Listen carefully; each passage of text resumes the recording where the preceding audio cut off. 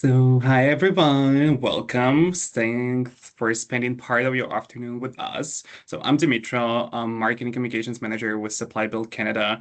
Probably some of you got emails from me already in the past. Yeah, a couple of quick notes before we start.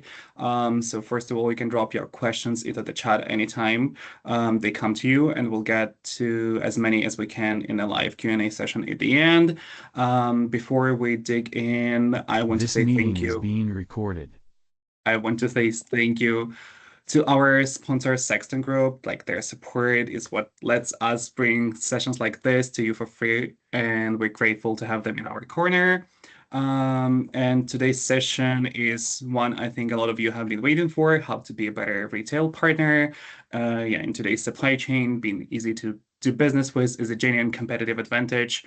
Retailers and distributors expect you to move faster, make fewer errors, and keep up with everything from EDI to multi-channel ordering. And yeah, over the next 30 to 40 minutes, OrderEase is going to break down what it actually takes to be a better retail partner and how getting your operations right helps you win, keep, and grow your key accounts. And I think we've got the right person to walk us through it. Today's webinar will be hosted by Kyle, a business development manager at OrderEase, who helps suppliers and distributors untangle complex order workflows. Kyle spends his days alongside operations teams, cutting out manual processes, improving order accuracy, and building systems that connect retail, wholesale, and ERP environments. So I think he knows exactly where the friction lives and how to fix it. So Kyle, thanks for being here. I'll get out of your way and let you take it. So over to you right now. My pleasure. Thank you so much, Dimitro. So let me go ahead here and just share my screen. We'll get everything teed up and then we can begin. So I should be showing. Let's get it full screen there. Wonderful. So welcome, everybody. Thanks for joining us today. My name is Kyle Minarsky. I am the Senior Business Development Manager here at OrderEase. And over about the next, I'd say, 30 minutes or so for the presentation, we're going to talk about something that doesn't get enough attention in the supply chain world, and simply being what it actually takes to be a great trading partner. Now, before I get into, like I said, we'll be running for maybe about, the full presentation about 30 minutes, leave some time for some Q&A, sessions being recorded, and I know everything will be provided to you folks after the meeting today. So the suppliers that win the retail shelf space and keep it aren't always the ones with the best product. They're the ones that are the easiest to do business with. Now, I just want that to sit in for a second because most of the time when we talk about growing retail accounts, the conversation is typically about the product, the pitch, the pricing, the line review, so forth and so forth. But the suppliers I've seen get quietly cut from the shelves or get passed on promotion or lose reorder volume to a competitor, it actually usually has nothing to do with the product. It has everything to do with the operations that are actually behind it. So here is what we are going to cover today. Where trading relationships actually break down and why it's almost always operational. What modern retailers and distributors quietly expect from their suppliers.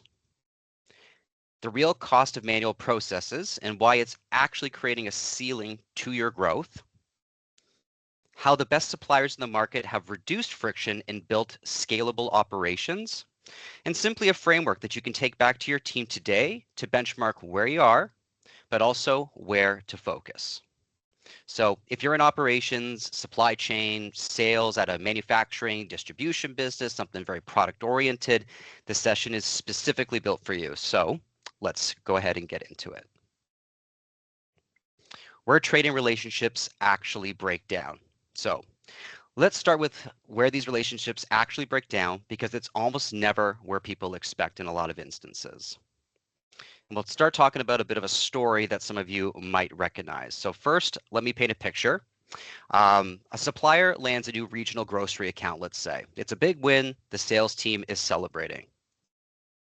The first order goes in, it gets processed, ships on time. Second order, about the same. Third order, smooth again. However, Then by the fourth order, there's potentially maybe a labeling issue, a chargeback. It's annoying, but it's typically manageable. By order 6, the EDI acknowledgement goes out late. The buyer has to follow up or any of the nuances in between. By order 8, there's a pricing discrepancy on the invoice. By order 9, the buyer quietly starts splitting their volume with the competitor who, in their words, just runs a little bit smoother. So here's the thing. None of that was about the product. The product was fine. The relationship was fine. The buyer didn't dislike the supplier. It's just that the operations could not keep up. And the thing that all three failure modes have in common is, again, they're operational. It's not relational. And that's actually some good news simply because you can fix it, but only if you really know kind of what to look for. So in my experience working with suppliers and distributors across the retail supply chain, trading relationships break down in typically one of three ways, but sometimes it's all three at once. Number one, it's order accuracy. It's the wrong quantities, the wrong SKUs, the wrong pricing, non-compliant labeling, PO formats that don't match what the retailer system expects. Every one of those errors triggers a chargeback or some discrepancy.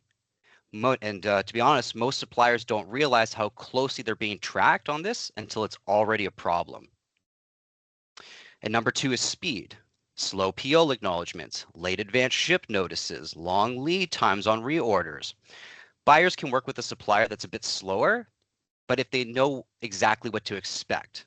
What they can't work with is inconsistencies. And number three typically is visibility.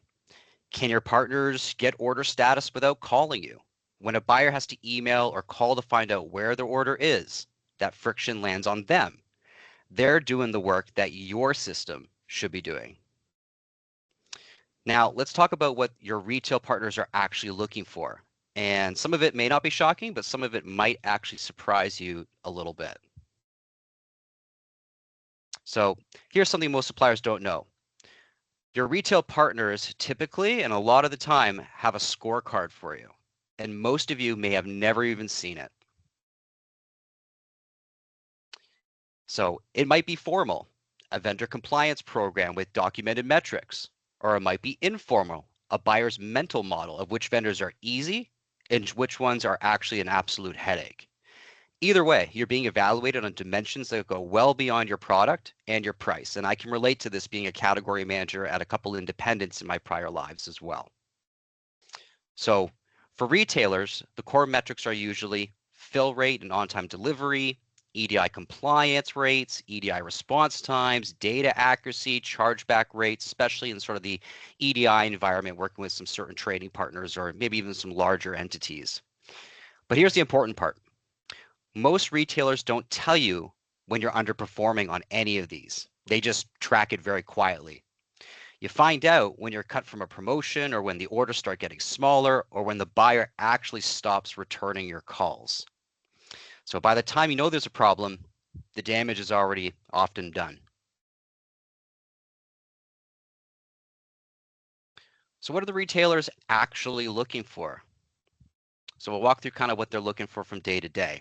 So for that EDI environment, it's compliance. You know, the 850, the 855, the 856, the 810, all the lovely EDI documents that we all love, acknowledged within 24 to 48 hours every single time.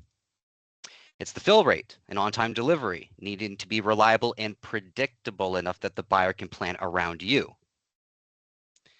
The data accuracy, meaning your pricing, your quantities, your UPCs match what's in the system without manual cleanup on their end. Self-service order status is becoming an expectation. It's not a differentiator, especially in the world of Amazon and these, aspects and expectations in our personal lives that are trickling over to the business world. And multi-channel consistency matters. Whether the order is coming from a sales rep, a portal, EDI, email, the data the buyer receives needs to be identical. What the distributors are typically looking for, because they typically have a little bit of a slightly different lens. They're focused on pricing consistency, what you quoted as the rep versus what shows up on the invoice, fulfillment reliability, If you say it's going to ship in 5 days, it needs to ship in 5 days. Aspects like clean product data, like they're managing a ton of SKUs across a lot of vendors. Your data needs to map cleanly to their system without the manual cleanup. And advanced ship notices, for example. They want to know when the truck is coming before it arrives. So the common thread again, all these about your operation, not about your product. And there used to be a tolerance in the market for suppliers who are highly automated, but today the tolerance is shrinking. Retailers and distributors are under their own pressure to move faster and reduce costs. They don't have bandwidth to support the vendors who require a lot of manual back and forth or hand holding. So why can't most suppliers deliver this? And in most cases, it comes back to one thing, manual processes. So let's talk about the real cost of those. The hidden cost of the manual processes. So when I talk to operations leaders at mid-sized manufacturers or distributors, whether they're small, medium, or large, they almost always underestimate how much manual work is actually happening in their order process. It's not that they really haven't thought about it. It's that the work is spread across a lot of people and a lot of steps. And it just slowly has become the norm. Nobody's questioning it anymore is because it's just how things work. Or what I hear all the time in my role is that's just how things have been done historically. So let me walk you through a little bit of where the manual work typically lives. You have retail portals. Someone downloads a portal order, has to re-enter it into the ERP, then sends a confirmation email back to the buyer manually. We've got sales rep orders. Sales reps, text or email orders to an internal coordinator who again has to then manually take that data that's been filled in and then re-enter it and fill it in again. EDI. EDI files get translated and are manually reviewed before they're pushed into any sort of back-end system. You have email and PDF orders. You get those through email, your inbox is growing, someone's just sifting through them, entering every single one by hand. You have pricing and inventory updates. When pricing changes, someone has to update multiple systems, especially if you're going through more omni-channel. So there's some quick math, very simple. If it takes 10 minutes to manually process a single order and your team is handling 50 orders a day, something super reasonable, that's 8 hours of labor just on data entry every single day. And that's literally one full-time equivalent doing nothing else but moving data from one place to another. Specifically put, data that in a properly built system would just move automatically. So manual entry introduces errors, and that's just not a criticism, it's the truth. When humans are re-entering data at volume, mistakes happen. A digit gets transposed, a price doesn't match what a rep quoted, UPCs are wrong, all the variables in between. And specifically in a retail supply chain, errors are not free. A single chargeback on a mislabeled shipment, a late advance ship notice, a discrepancy on a price to an invoice, and a rework can wipe out the margin on the order or really cut into it. So the manual work. But here's a cost that I typically want to focus on because it's the one that matters most strategically. Manual operations, simply put, create a growth ceiling. Every new retail account that you win adds more order volume. Every new channel that you open up will add more complexity. And if your operations team is already at capacity, the only way to absorb that growth is just to, throw bodies at it, for lack of better terminology, or just to hire more people. And if you have to hire a person every time you add a new channel, your growth model is somewhat broken. You're literally not scaling. You're just adding headcount to keep up. There's also the opportunity cost that's harder to measure. So when a new retailer wants to onboard you and your team is already stretched, how long does that take? That's revenue you didn't capture, and not because you lost the deal, it's just because your operations was not ready for it. So the question is, simply put, what does it look like when a supplier gets this right? Let's talk about what the leading operators in the space are actually doing.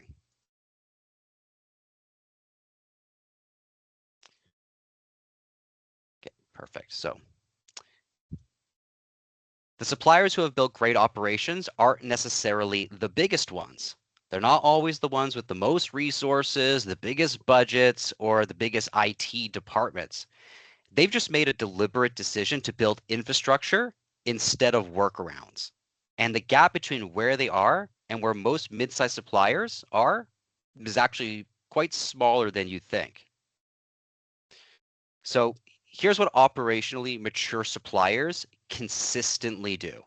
So number one, they centralize order intake. So like I sort of alluded to earlier on, regardless of how the order comes in, if it's EDI, portals, reps, applications, marketplaces, consumer front facing, structures like Shopify, WooCommerce, SweetCommerce, or email, it all flows into one system.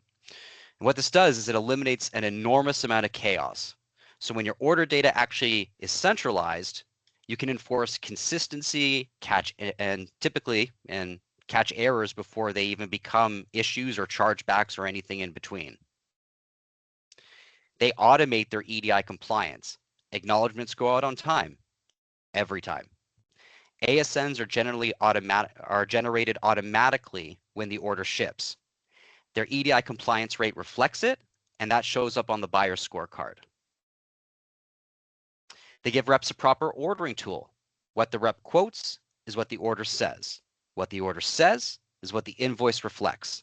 No discrepancies, no back and forth, no chargebacks from pricing mismatches, or like I said, any discrepancy in between.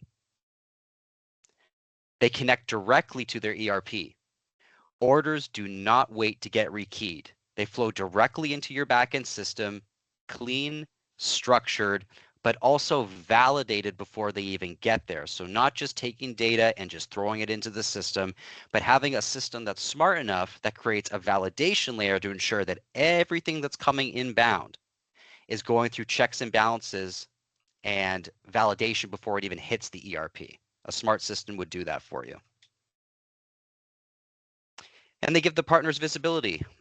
Buyers can get basically their order status without calling. And this one thing alone changes how a buyer perceives your operation, because it typically just signals maturity and it signals reliability. And those are two core aspects of what they're really looking for.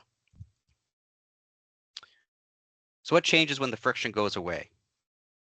So the result of building this kind of operation is compounding. So things like lower chargeback rates, which protect margin, faster retailer onboarding, which accelerates revenue, an ops team that can handle more volume without more headcount, which protects profitability as you scale. Investing, a few hundred, whatever it might be, for a proper system versus potentially tens of thousands annually for just another body. And over time, you become the kind of vendor that buyers want to grow with, not because of your product pitch, but it's because you're making their life and job a lot easier. So now I want to give you a little bit of a practical framework that you can actually use. So something that you can literally take back and map to your own, map your own operations against, which is simply put, the operational maturity framework. So I want to leave you with a framework that's simple, but also very practical. 3 levels of operational maturity. And then you can start thinking about, well, where do we sit sort of in this framework? So you have level 1. It's reactive. It's where a large number of suppliers currently sit today in a lot of different industries. Simply put, orders are processed manually, channel by channel. There's no centralized intake. EDI may or may not be in place, and where it is, there's still a lot of manual touch across the organization. The operations team is reactive, putting out fires, chasing confirmations, fixing errors after they've already caused problems. And some of the symptoms being, regular chargebacks, slow acknowledgement times, and operations teams that are basically drowning and already at capacity. You've kind of got level 2. So this is where I'm seeing the industry going, or suppliers and companies that have reached out to me that have dabbled in things, tried it, and they've got a couple pieces put together, but the framework is really just not there yet. So basically put, some things are automated. Maybe EDI with a couple key retailers, you maybe got a rep ordering tool, but the systems are not intertwined and they don't talk to one another. So there's still inconsistency happening across the channels. And like I alluded to, this is actually where most mid-sized suppliers that I talk to live. They made some investments into automation, but they've got kind of like duct tape holding all the pieces together. And every new thing that they add, it just makes the whole ecosystem a little bit more fragile. And then simply you've got level 3, which is what I step in to do for the majority of my day, to help coach and guide and support and educate suppliers and distributors to reach this type of level. Very simply put, you're integrated. All order channels flow into a single connected system. Orders are validated, like I alluded to, and structured automatically. Simply put, it means that the ERP gets clean data every time. EDI compliance, which I know can be a bit of a rigid process and a little daunting for new suppliers getting into it, your compliance is automated. So the ops team handles significantly more volume without proportional headcount growth. And this is simply put what being a great trading partner looks like from an operational standpoint. And I'll tell you with assurance that retailers can feel that difference when you sort of are transitioning between these different phases, especially as you get to be reaching level 3 and where you typically, a mature organization will want to be. So where do you typically want to focus first? And my biggest recommendation is please don't try to go in there and fix everything at once. You, typically put, you'd want to pick the highest friction point in your order operation. The thing that's causing your team the most time, generating the most errors, or creating the most friction with your retail partners, focus on that. Start thinking about the other aspects, but fix that thing first. And for most companies, it's typically starting with one of 3 things that could be some quick wins. It's centralizing order intake. So all your channels flow into one place. Finding something that can bridge the gap between your internal systems, your rep processes, your operational processes, finance processes, sales process, but most importantly, your customers' processes.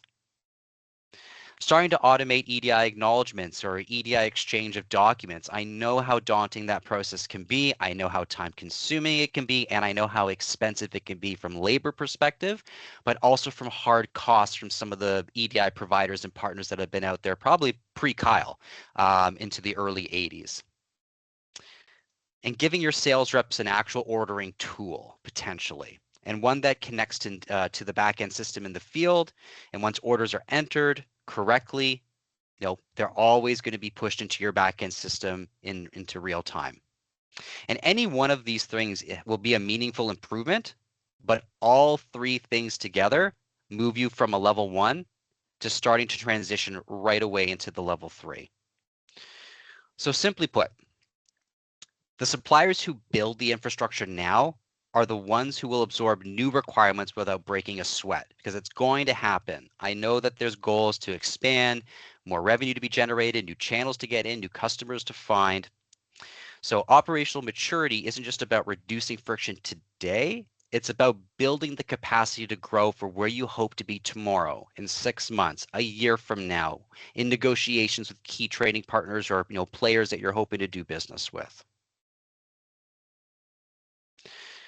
So in summary, very straight put, there's a couple things to remember. Number 1, trading partner relationships break down operationally, not relationally. The product is usually not the problem. Your retail and distribution partners are scoring you on a fill rate, EDI compliance, response times, chargeback rate, data accuracy, and everything in between. And most suppliers or distributors or people that are servicing them never actually see the scorecard, or sometimes don't even think about it until it's actually too late. Manual processes do not just create errors. It's actually hindering your growth and keeping a ceiling on that growth for you. And number 4, the best suppliers have built systems, not workarounds with duct tape. The path forward isn't about doing everything at once. It's about identifying your highest friction point, focusing on that, coming up with a plan, not just for the short term, but how does that plan to fix that initial point going to work into the larger schema of our entire organization?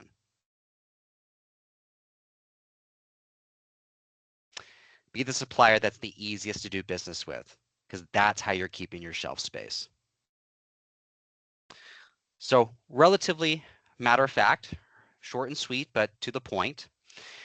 So if you're sitting there basically thinking about where your operations sit on the maturity framework, and if you'd like a second set of eyes on it, I'm offering complimentary 30-minute ops reviews to anyone who typically or would like to have one. I'll be very upfront with this. This would not be a sales call. It's literally a diagnostic, and hopefully, if I've done my job well, you'll walk away with a clear picture of where your biggest friction points are and where you need to focus with no outside obligation or any sort of strings attached. More of an education session because I am in sales, but for the most part, when I'm going to these conversations, I'm an advisor. Sales can always come after that. So the link to book will be in the chat. I know there'll be maybe some follow-ups following the session. And I just wanted to thank everyone for their time today. I really appreciated it. The replay and the maturity framework worksheet, I believe will be emailed out. So maybe hit your inbox within the next 24 hours or so. And if you do want to dig into your own operation, you can certainly grab a time with me. There'll be some links sent around. And yeah, appreciate Supply Bill having me here today and hope everyone has a great rest of their day. Thank you, Kyle. Yeah, right now this floor is open for your questions, either in a chat connected to this webinar, or you can just turn on your mic and put up the question directly to Kyle. Meanwhile, we're waiting for potential questions. I just want to say thank you, and hopefully that will be useful for everybody, and also showing the maturity framework as well. I also do agree with you that it's good not to focus on everything at once because it creates a feeling of being overwhelmed, and then you stop doing everything. So yeah, that's a good point. Yeah, to keep in mind for sure. Okay. I do not see any questions in the group chat right now. If anybody wants to put them, you still have a few minutes left. Meanwhile, I just want to mention that we have upcoming webinars. 2 more with OrderEase this summer on July 9th, order orchestration buzzword or competitive advantage. And on August 6th, the role of technology in increasing revenue. For both of them, you can register online already and keep an eye on also on our email newsletter. Those webinars will be included over there. And on August 27th, we do have a webinar with Octopi for Canadian business risk, cyber conflict, and disinformation. We do have also some in-person events on July 16th, our first golf tournament in BC, Periotech BC Golf Classic, in partnership with BC WLA. On July 23rd, we do have a professional development session in Edmonton, Build Her, and August 13, our durable windows and doors golf classic in Saskatoon. Okay, I see no questions, so I think we can wrap up this session. Thanks everyone for joining us. If you do have any questions after this, feel free to reach out to Kyle or to us and we'll contact you. And yeah, that's kind of sessions we do for you every time throughout the year. Hope to see you at the next one. Well, take care and we'll see you at the next one, as I mentioned. Thank you, everybody. Thank you.